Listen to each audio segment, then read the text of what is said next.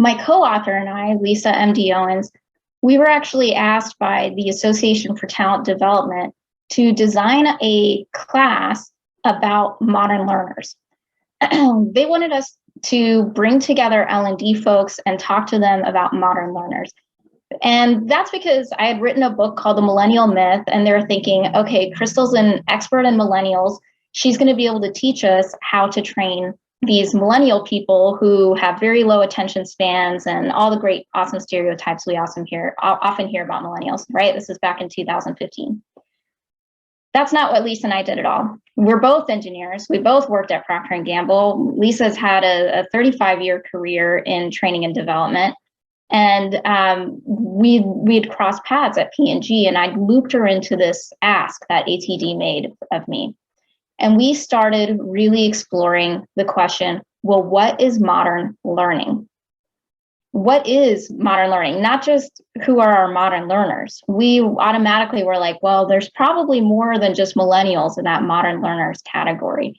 And we really wanted to know what has changed between the way we used to do things and the way that people are learning now. And therefore, how do us in talent development need to change? And the output of that investigation into those questions was the learning cluster design model. The critical thing that we learned was that all of our typical learning and design models are fundamentally based on the assumption that our job is to design one thing for a given business goal, a given initiative.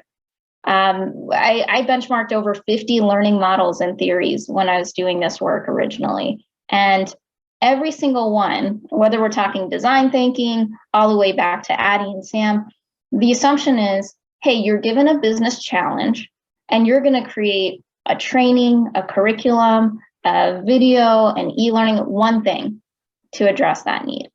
And those models are great. They help you create that one thing really well. But we all know that that's not how learners are learning today.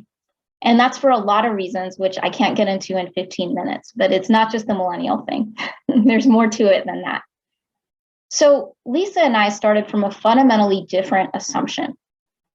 What if, instead of creating one learning asset, our fundamental assumption is our job is to create multiple learning assets?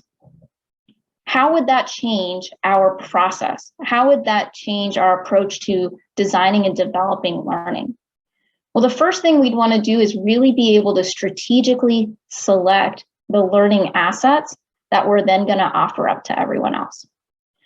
So in the next couple of slides, I'm going to walk you through an example, and I'm going to share with you a little bit about each of the 5 actions that make up our model. This is a picture of our model. Again, in 15 minutes, I won't be able to get too deep into it, but I want to give you a snippet of each of the major kind of breakthrough differences that are associated with each of these actions. So the example I'm going to share is from a fundamental of operations training. This is someone I've been working with now for the last year and a half, global organization, financial, I guess you could call them financial services / NGO, very big organization. And they had a training, a kind of a new hire type of training to introduce their operations staff into the fundamentals of how they work. And this was kind of their learning objectives. There's more than this, but synthesized it for you all for this talk. They want folks to clearly articulate the mission goals and corporate priorities, identify different components of a client engagement model, stages of project lifecycle, right? Fairly common types of learning objectives. And this is how they were doing it today. There's 16 hours of e-learning. Then they would come together because pandemic happened. So they created a 3.5 week blended learning. This was a virtual ILT experience. When they did it in person, it was 3 days long. And then afterwards, they had hyperlinks, all over the internet that the learners could reference, on their own. They could navigate to those resources on their own. So this is before the LCD model, kind of typical onboarding style training, pretty in-depth, covering quite a few topics. So here's the first difference with the LCD model. In our change action, here's what we realized. You really can't change on-the-job behavior when your explicitly written focus is just end of program objectives. Right? That's a hope. We always say we hope we'll change behavior on the job. And that's because we write our objectives based on end of program. So what we do in our very first action, the change on the job behavior, is that we are naming and setting our sights on delivering on the job change. So if you remember those learning objectives, that's in our before. When we're doing our work with them, here's how we changed it. We have the first part of the statement. All individuals newly assigned to projects will improve their capability to execute their role in the context of the existing work process.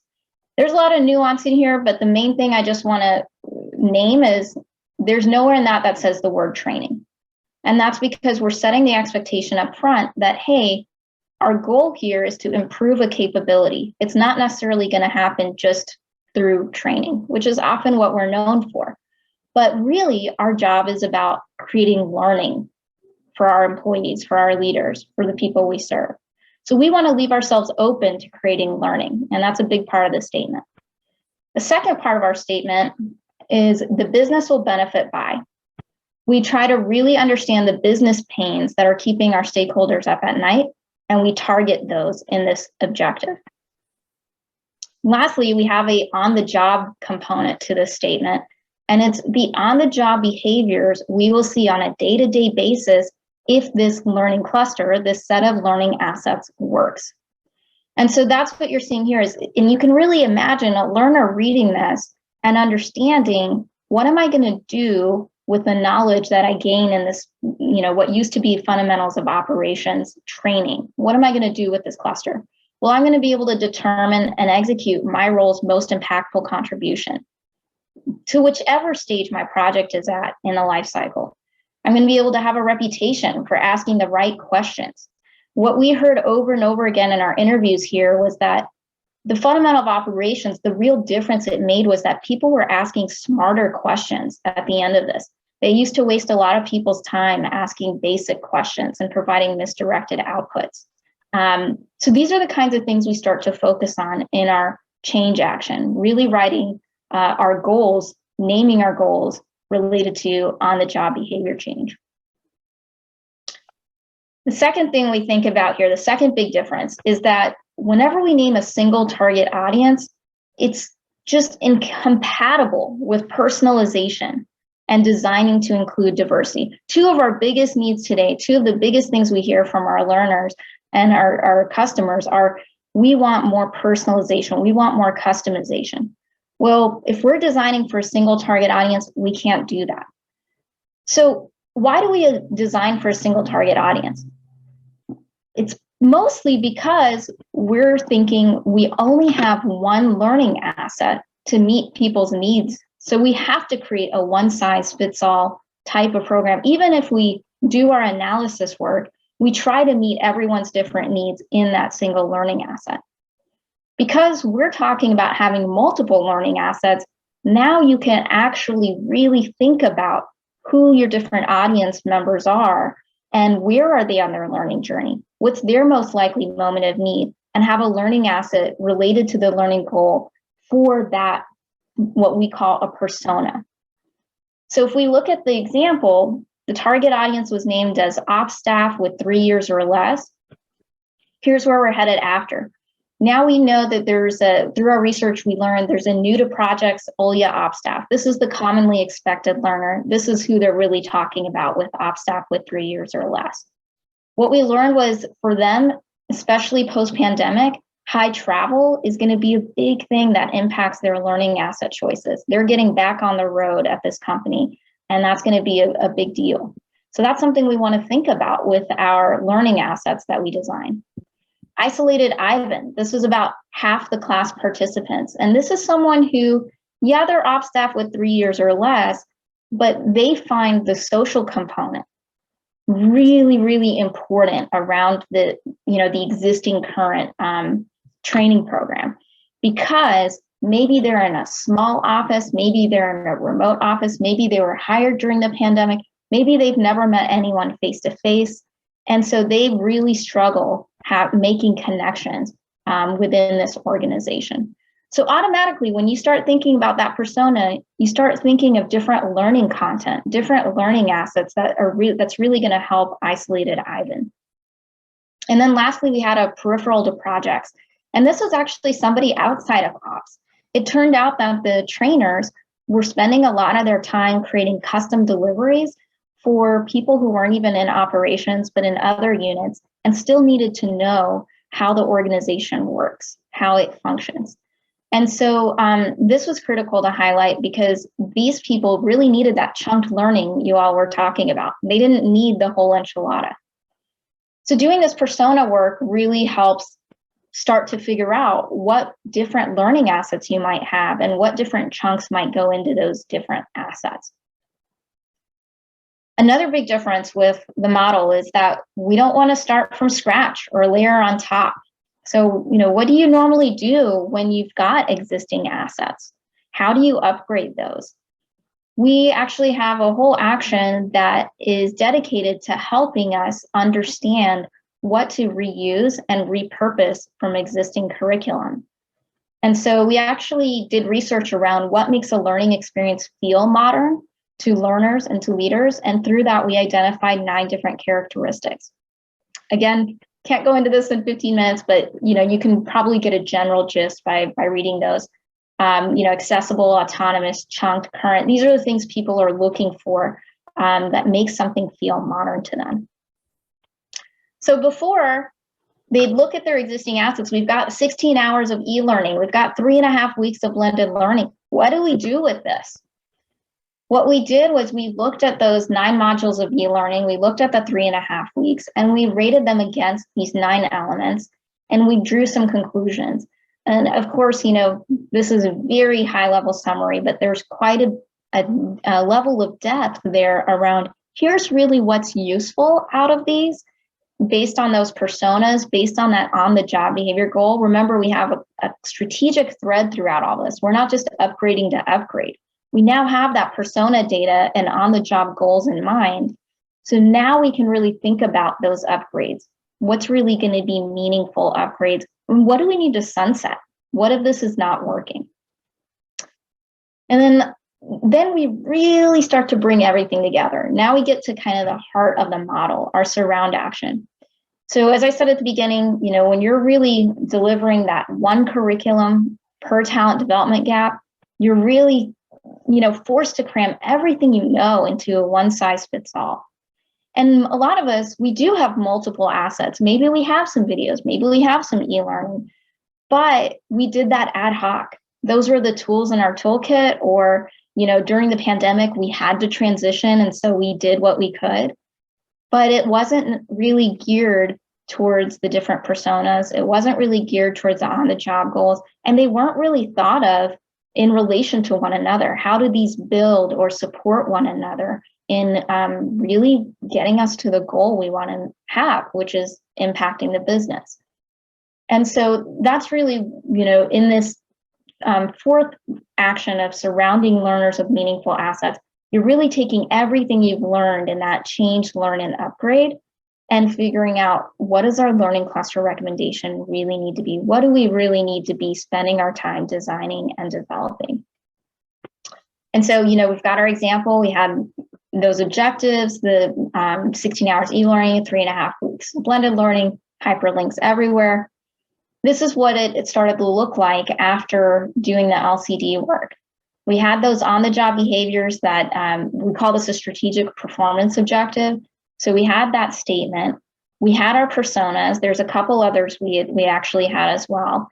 And what we end up with is a learning cluster. And what this includes is learning assets that are formal. So the classes and courses don't go away. We still have those. We're not about abandoning those because they serve a very useful purpose today. But we also want to know what kind of immediate assets do we have available to these personas to help them achieve these on-the-job goals.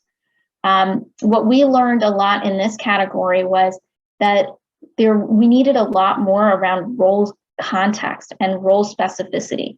We were kind of doing a peanut butter training before where they had a case study throughout this 3.5 weeks, but people couldn't really tie in, well, how does my role, how does my project fit in with this case study? So you can see a lot more contextualization going on here. And instead of those 16 hours of e-learning, certainly shortening those to introductory videos, but then also PDFs, because in this case, high travel, maybe these folks want to skim a PDF rather than even watching a video or going through e-learning. So there's different assets there in the immediate category that are always accessible to these learners, even after the course, that they can choose to go back to. And then also social learning assets. So we don't want to forget that a lot of the way people learn is through social. And so we want to make sure we intentionally think about each of these different learning touch points, as we call them, as we think about our learning assets in these different clusters. So what I want to just close the loop on before we move to our breakout rooms is, at the beginning, you all were sharing a lot about what your leaders need and the kinds of topics top of mind. And I think it was Tiffany who was sharing the lack of time component. Now, one of the big things with lack of time is we often think that everything needs to become shorter, formal videos or e-learning, and that's our go-to.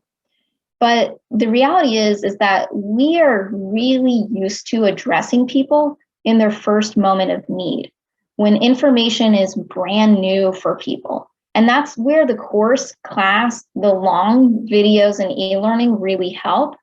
And us taking those long videos and chunking them into smaller ones still are only addressing that first moment of need. But what are you offering those leaders when they already know the foundations and they want to learn more, or they run into a challenge, or they want a refresher? When you start to really acknowledge that your personas might already have some knowledge, you can actually start to look at a wider variety of learning assets to address their needs. That's where things like PDFs and job aids and those cues that you can have in email or in apps can really help your leaders just in different moments of need than when they're learning something for the first time. So chunked doesn't have to necessarily mean the same content, but now shorter. It doesn't always have to mean fundamental. And doing your persona work really helps you consider what is the information they actually will find useful in closing an on-the-job gap. What are the behaviors they're really struggling with? And how can we meet their need at that moment where they are on their learning journey?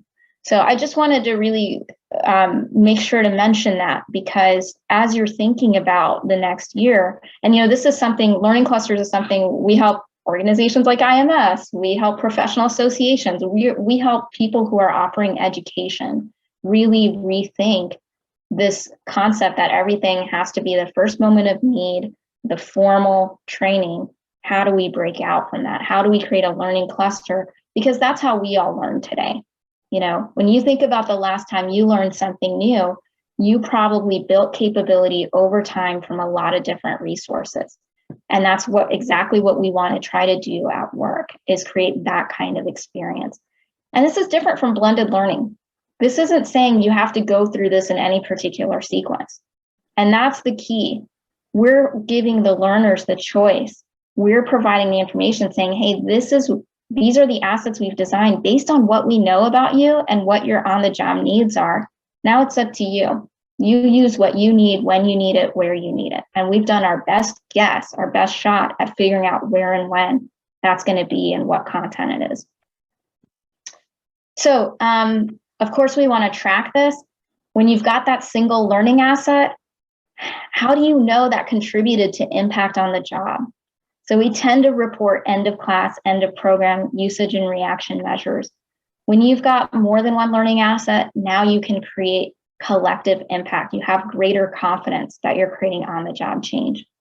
Track is something I could talk about for a long time, so I won't, but just to share that if you remember back in that strategic performance objective, the change action work, we had some really great ROI types of metrics that already starts to lead towards. And we have greater confidence we can hit those because we're not relying on one asset to make the change.